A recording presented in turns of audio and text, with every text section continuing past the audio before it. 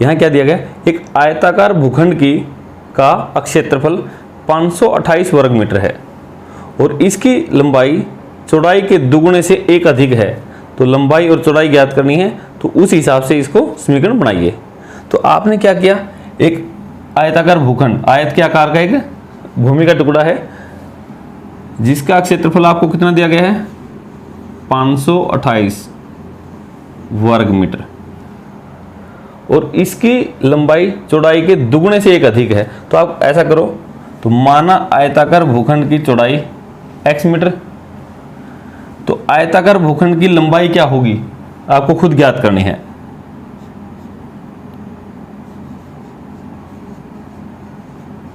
चौड़ाई के दुगुने से, तो चौड़ाई का दुगुना तो ये हो गया, एक अधिक, इस प्रकार से बन जाएगी।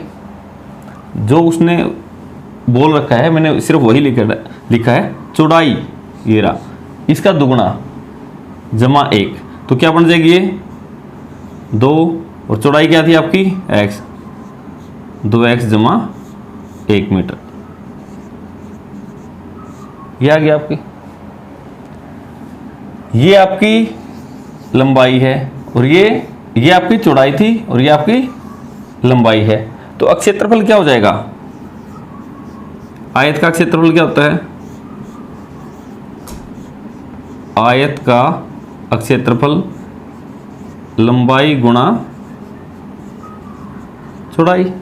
तो उस हिसाब से आपका क्या हो जाएगा, लंबाई कितनी है 2x जमा 1 गुणा चौड़ाई कितनी थी x, तो ये आपका क्षेत्रफल हो गया। और साथ ही साथ आपको क्षेत्रफल कितना दे रखा था उसी आयत का 528। तो प्रश्नानुसार क्या हो जाएगा, जो क्षेत्रफल हमने निकाला है और जो क्षेत्रफल उसने दिया है, दोनों हैं तो एक ही के, तो दोनों को क्या रख दो, बराबर रख दो।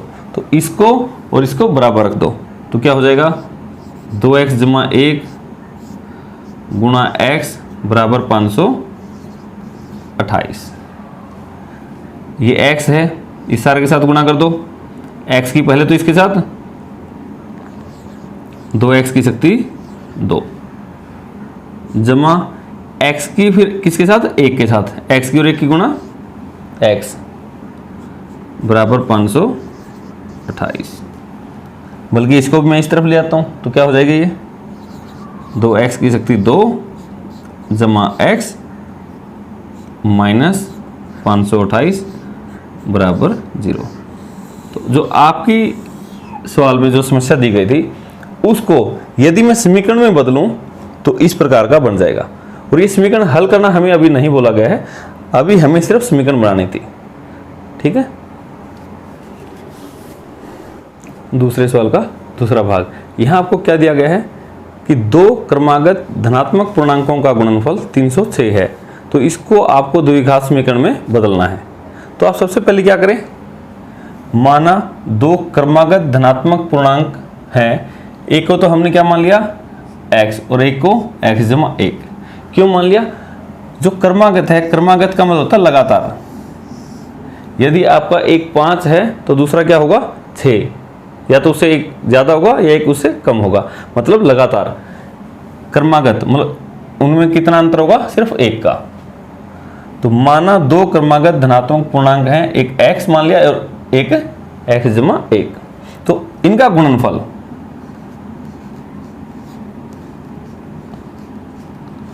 आप इनकी गुणा कीजिए, क्या आएगी x गुणा x जमा 1, ब्रैकेट जरूर लगा लिया करें, x गुणा x जमा 1।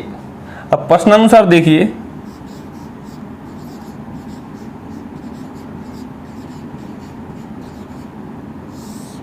इनकी गुणा x गुणा x जमा 1, दोनों की गुणा कितनी है, इसके बराबर दे रखी थी 306।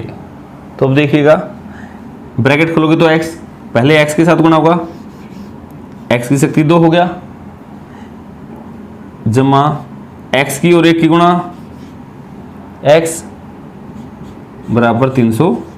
6, x की शक्ति 2 जमा x, 306 को इस तरफ ले आओ, माइनस 306 बराबर 0।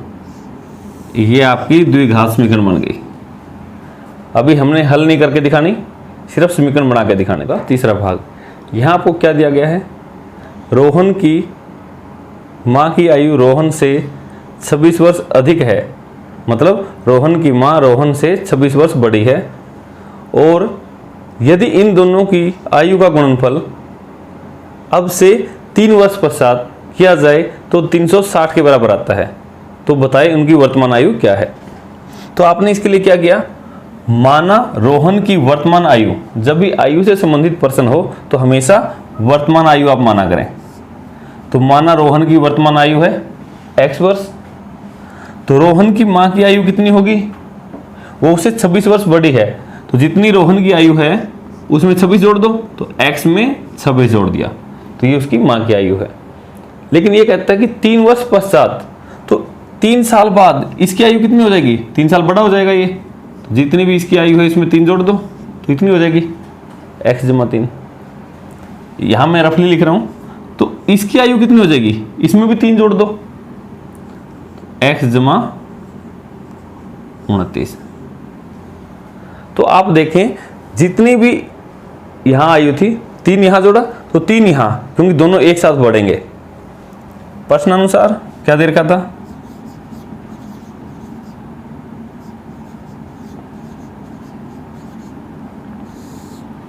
तीन वर्ष पश्चात, मतलब 3 वर्ष पश्चात है तो यहां पहुंच गए। आयु का गुणनफल मतलब इन दोनों का गुणनफल, इसका 3 वर्ष पश्चात वाली x जमा 3 गुणा x जमा 29 किसके बराबर रहता है, 360। ये जो हमने आयु ली है ये कौन सी ली है, मैं यहां लिख देता हूं याद रखने के लिए, 3 वर्ष पश्चात, बाद वाली 3 वर्ष बाद की। तो क्या हो जाएगी समीकरण, ब्रैकेट खोलो, ब्रैकेट खोलोगे तो पहले इस x की गुणा किसके साथ होगी, इस x के साथ, फिर x की गुणा किसके साथ होगी, 29 के साथ। तो क्या हो जाएगा, x की और x की गुणा, x की शक्ति 2 जमा x की और 29 की 29x, फिर यहां क्या रहेगा 3। अब इस 3 की पहले x के साथ फिर 29 के साथ, तो क्या बन जाएगा 3 की और x की गुणा जमा 3x, 29 की और 3 की गुणा 87 बराबर 360। तो देखो x की शक्ति 2, अब x वाली जो x के पद थे ये और ये आपस में जोड़ो, 29x जमा 3x, 29 जमा 3 32x जमा 87, ये 360 है, इसको इस तरफ ले आओ, माइनस का हो जाएगा 360 बराबर 0। तो देखो कितना बच गया, x की शक्ति 2 जमा 32x, इनको देखो कितना हो गया, एक माइनस की एक प्लस की, तो बड़े में से छोटे घटा दो, तो कितना बच गया, माइनस का 273 बराबर 0। 360 में से 87 घटा देना तो आपका कितना बचेगा, 273। तो ये आपकी क्या बन गई, इस समस्या को जो आपको दी गई थी उसको निरूपित करती हुई ये आपकी द्विघात समीकरण बन गई। हल, एक रेलगाड़ी 480 किलोमीटर की यात्रा एक समान चाल से तय करती है। यदि उसकी चाल में 8 किलोमीटर प्रति घंटा की कमी कर दी जाए, मतलब उसकी चाल को घटा दिया जाए, तो पहले की अपेक्षा वो 3 घंटे अधिक लेती है। तो बताइए रेलगाड़ी की चाल क्या है। तो आप क्या करेंगे, 480 किलोमीटर किस चाल से तय करती है, तो उसको मान लेते हैं। माना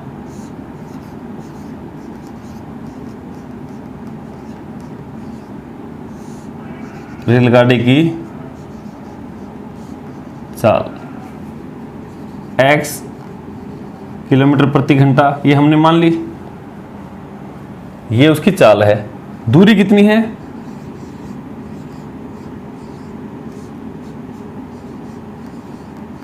कितनी दूरी तय करनी थी? 480 किलोमीटर। आपको चाल पता है, दूरी पता है, तो समय कितना होगा? समय का क्या सूत्र होता है? दूरी बटे चाल। तो दूरी है आपकी 480 बटे चाल है आपकी x। तो समय है तो किस में आएगा? घंटे में। तो HR या घंटे आप लिख सकते हो। 480 बटे x, इतने घंटे उसको समय लगेगा। दूसरी परिस्थिति और देखिए आप, यदि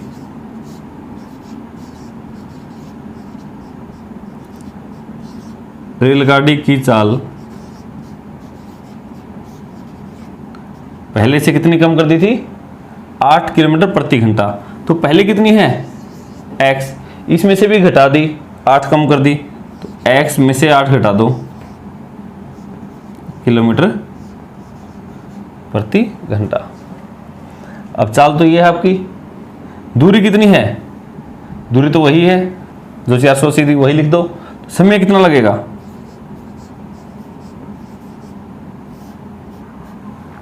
समय होता है दूरी बटे चाल। दूरी अभी 480, चाल कितनी है? x माइनस 8, तो समय इतने घंटे लग गया। ठीक है। अब ध्यान से देखो, एक समय तो ये था जब इस चाल से जा रहा था, दूसरी बार ये समय है जब आपकी चाल ये है। मैं इसको आपकी सुविधा के लिए इसको नाम देता हूं मैं T1, इसको नाम दे दिया मैंने T2, सिर्फ नाम दे दिया। तो अब प्रश्नानुसार देखो,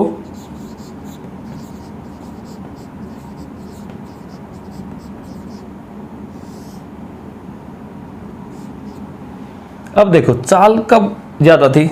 यहां तो कम हुई है, तो यहां चाल ज्यादा, तो वही दूरी तय करने के लिए आपको समय कम लगेगा। और यदि आपकी चाल कम है तो समय अधिक लगेगा। तो अब इसने कहा था कि पहले की अपेक्षा अब समय आपका 3 घंटे अधिक लगता है। 3 घंटे अधिक है तो कम चाल, ये वाला समय अधिक है, T2 माइनस T1। दूसरी बार जो समय लगा था और पहली बार जो समय लगा था उनमें कितना अंतर है? 3 घंटे का।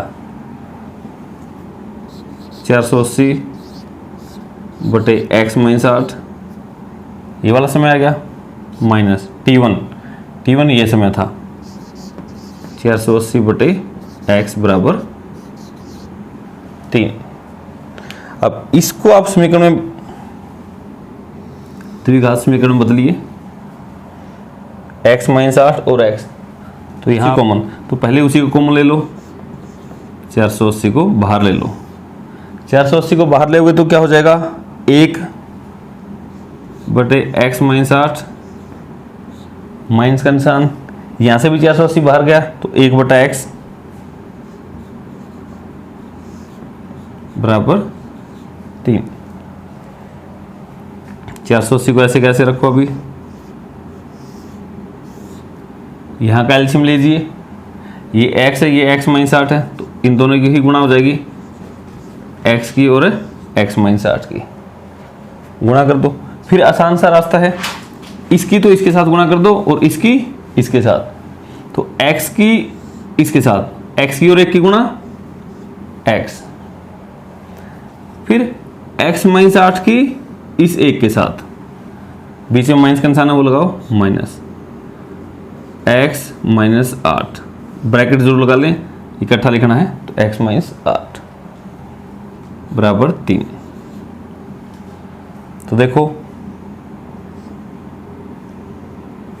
480 x, ब्रैकेट खोलो, माइनस का x और माइनस माइनस प्लस का 8, ये ऐसे कैसे बराबर 3, x एक प्लस का था एक माइनस का, कट गया, 8 की और इसकी गुणा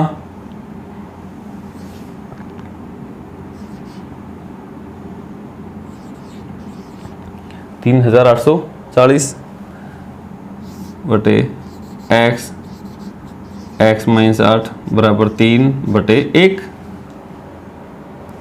आर पर गुणा कर दो इसकी और इसकी। अब इसकी और इसकी 3 गुणा x माइनस 8 गुणा x, ये आ जाएगी। अब जो ये 3 है, इस 3 को यहाँ भाग में ले आओ, क्योंकि ये पूरा पूरा 3 से कट रहा है। या 3 से भाग दे दो इसको, 3 से काटो, 3 एकम 3, 3 दूनी 6, 3 अठे 24 और ये 0। ये 3 से भाग दे देना इसको। अब इसकी और इसकी गुणा, x की और x की गुणा, x की शक्ति 2 और x की और 8 की गुणा माइनस का 8x। ठीक है। अब इस समीकरण को